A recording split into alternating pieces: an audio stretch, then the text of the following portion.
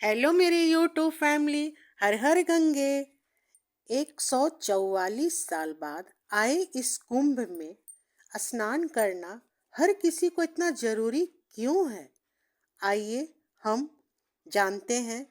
अनिरुद्धाचार्य जी की कथा में कुछ प्रसंग में मैं आपको अपने वीडियो द्वारा बताने की प्रयास कर रही हूँ। इसे ध्यान पूर्वक थोड़ा सुनने की कष्ट करें। गंगा मैया का जन्म विष्णु भगवान के पैर से हुआ था। इनका एक और नाम विष्णुपदी है। कैसे इनका जन्म हुआ, आइए हम जानते हैं।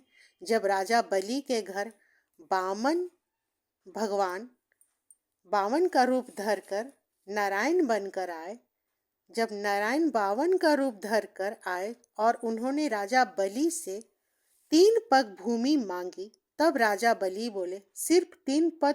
तो बामन भगवान बोले, हाँ राजन, हमें बस इतना ही चाहिए, 3 ही पद चाहिए। तो नारायण पहले पग में पाताल को नाप लिए, दूसरे पग में स्वर्ग को नापते हुए सत्यलोक में पहुंचे। तो भगवान ब्रह्मा ने देखा कि नारायण का अंगूठा मेरे द्वार से गुजर रहा है।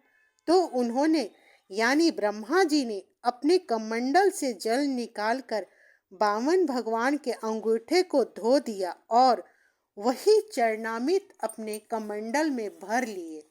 ब्रह्मा जी ने नारायण के चरणों के पानी को पंचामृत बनाकर अपने कमंडल में रख लिए और तीसरा पग बलि के माथे पर रखा। इसके बाद राजा सगर के पुत्र असमंजस, अंशुमान और फिर दिलीप और भगीरथ राजा हुए। राजा दिलीप भगीरथ राजा के पिता थे। दिलीप की 2 पत्नियां थी। राजा दिलीप तपस्या करते हुए मर गए और इनकी कोई संतान नहीं थी, सिर्फ 2 पत्नियां थी। दोनों पत्नियों को वशिष्ठ मुनि ने कहा, तुम अपने पतिव्रता के बल से अपने अपने शरीर में घर्षण करो तो तुम्हें घर्षण से एक पुत्र होगा, और जो पुत्र हुआ उसका नाम भगीरथ पड़ा। भगीरथ का नाम इसलिए पड़ा कि एक 2 भागों से उत्पन्न हुए। इनके शरीर में हड्डी नहीं थी, तो वशिष्ठ मुनि ने उन्हें नया जीवन दान दिया। भगीरथ जी ने तपस्या की तो उनके तपस्या से खुश होकर ब्रह्मा जी प्रकट हुए। भगीरथ के सामने तो ब्रह्मा जी ने बोले, क्या चाहिए तुम्हें, क्या वर चाहिए, बोलो। तो राजा भगीरथ ने बोले, हमें गंगा मैया प्रदान करे ताकि मेरा पूर्वजों का उद्धार हो सके। तो ब्रह्मा जी ने नारायण जी के पैरों का पंचामृत अपने कमंडल से एक बूंद गिरा दी। एक बूंद का स्वरूप धारा के रूप में परिवर्तित हो गया। उसका वेग इतना तेज था कि वह सीधा पाताल लोक में चली जाती।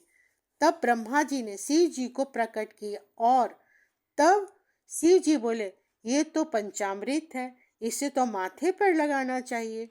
और शिव जी ने अपने माथे की जटा में पंचामृत को समाहित कर लिया। तो गंगा जी वेग से शिव जी की जटा में समा गई। फिर शिव जी ने हरिद्वार में गंगा जी को धीरे से बहा दिया, जिससे हरिद्वार में एक मुनि तपस्या कर रहे थे तो उनकी कुटिया बह गई। तब बाबा जी ने बोला, तुम कौन हो, मेरी कुटिया क्यों बहा दी? तब बाबा जी ने गंगा जी को पी लिया तथा भगीरथ, जाने के लिए मेरे पितरों का उद्धार कैसे होगा, आपने पी लिया। तब जन्नू ऋषि ने अपनी जांग से गंगा जी को प्रकट किया, इसलिए गंगा जी को एक नाम जानवी भी है। फिर हरिद्वार होते हुए वे आगे बढ़े। हरिद्वार में 7 ऋषियों की एक कुटिया थी, इसलिए वहां 7 धारा बहती है। फिर वहां से चलती चलती गंगा मैया प्रयाग पहुंची। तो प्रयाग में भी उनके सामने एक संकट आ गया। प्रयाग में गंगा आगे नहीं बढ़ी, वहां हाथ जोड़कर यमुना मैया के सामने खड़ी हो गई, क्योंकि यमुना मैया भगवान कृष्ण की चौथी पटरानी है। गंगा मैया भगवान की दासी, क्योंकि गंगा मैया भगवान के चरणों से निकली हैं और यमुना मैया कृष्ण के पटरानी है।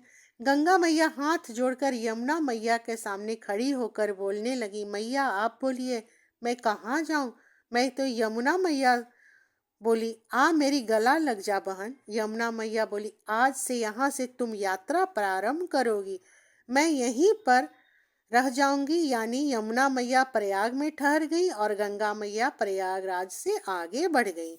यहाँ तीसरी नदी और एक है, सरस्वती। यहाँ पर तीन धाराएं एक साथ मिलती हैं, गंगा, यमुना, सरस्वती की पवित्र धारा। गंगा मैया को त्रिवेणी का संगम भी कहा जाता है। सरस्वती मैया बद्रीनाथ से निकली हैं। वहाँ पर एक व्यास जी हैं जो गुफा में पुराणों की रचना करते हैं। जब सरस्वती माता की लहरों में हिचकोला मार रही थी और व्यास जी कुछ लिख रहे थे, तो व्यास जी ने बोला, सरस्वती मैं लिख रहा हूँ, तुम शोर मत कर। तब वे बोले, तुम थोड़ा शांत रहो।